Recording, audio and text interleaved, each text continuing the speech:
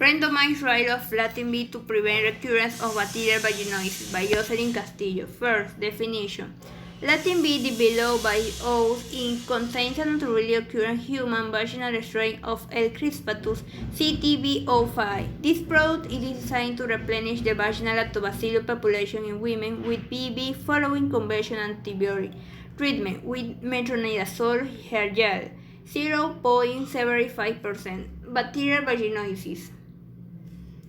Bacterial vaginosis BV characterized by an imbalanced vaginal flora deficient in naturally occurring hydrogen peroxide producing lactobacillus is one of the most frequent vaginal infections.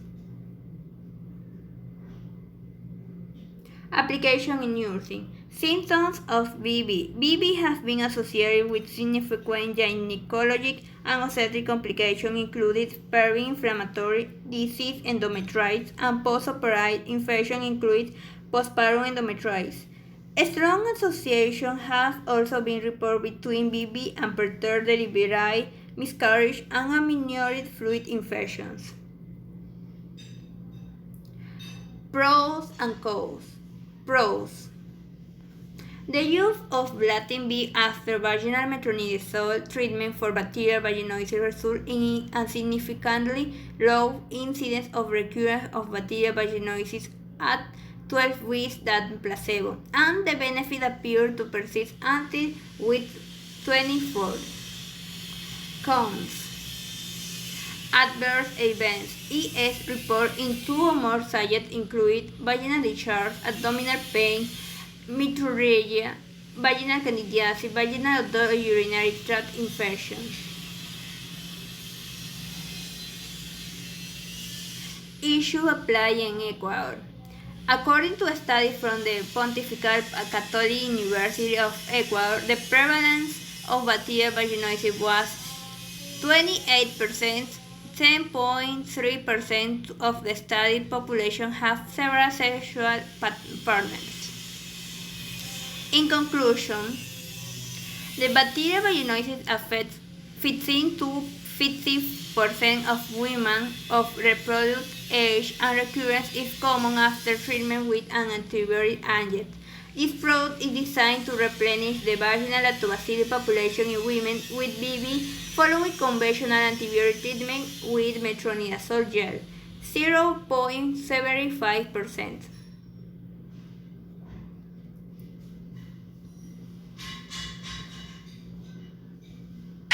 Very quickly here, with a minute to go, Jenny says, how do I get rid of bacterial vaginosis? She's had it on and off for 2 years. Treatment usually clears up, but then it comes back. So bacterial vaginosis is as a result of a change in pH or disruption of the chemicals within the vagina.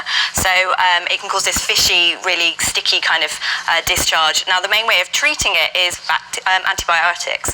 But if it's happening recurrently, which it often does with a lot of patients, 50% of people get it again within 3 months, then they may need either a prophylactic thing, so something to stop it from recurring, or looking into whether they've got any triggers like soaps, bubbles, vaginal douching, any of those kind of things that might be the cause.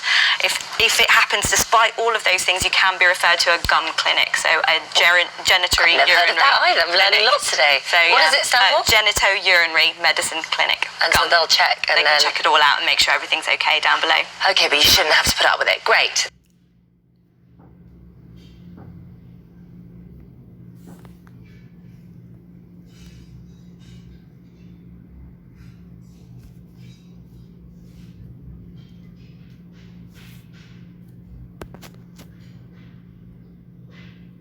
Hello, everyone.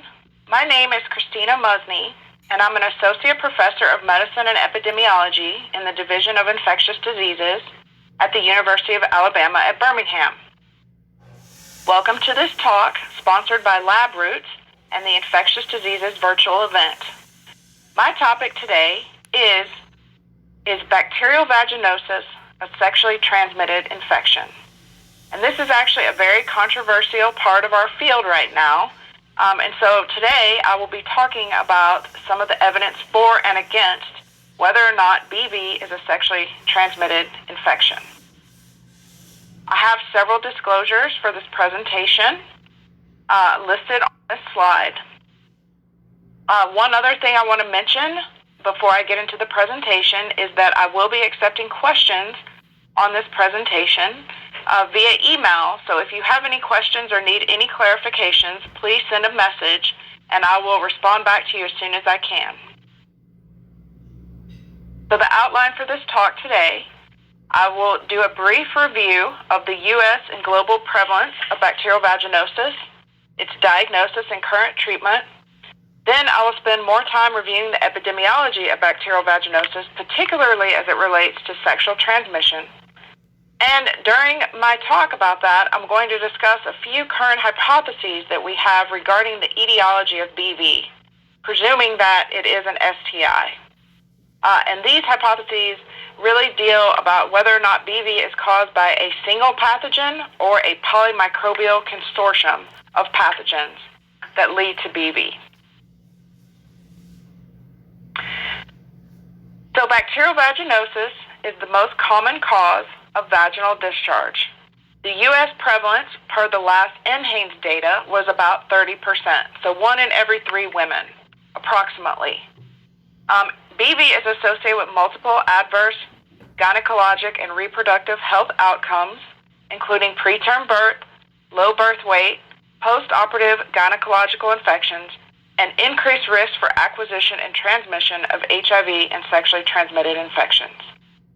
We do know that BV is characterized by depletion of vaginal lactobacilli and increases in facultative and strict anaerobic bacteria. I have several of these listed on this slide as they are very pertinent to this presentation today. So Gardnerella vaginalis is a facultative anaerobic bacteria involved in BV, and several key strict anaerobic bacteria are Prevotella bivia, Adipobium vaginae, BVAB1 through 3, Megasphaera species, and Synethia species. This slide comes from a paper that was just published about 3 months ago in the Sexually Transmitted Diseases Journal, showing the current global burden of bacterial vaginosis around the world. I had mentioned it's about 30% prevalence in the United States, and similar prevalences in other countries around the world, between 24, 23%, up to 29%.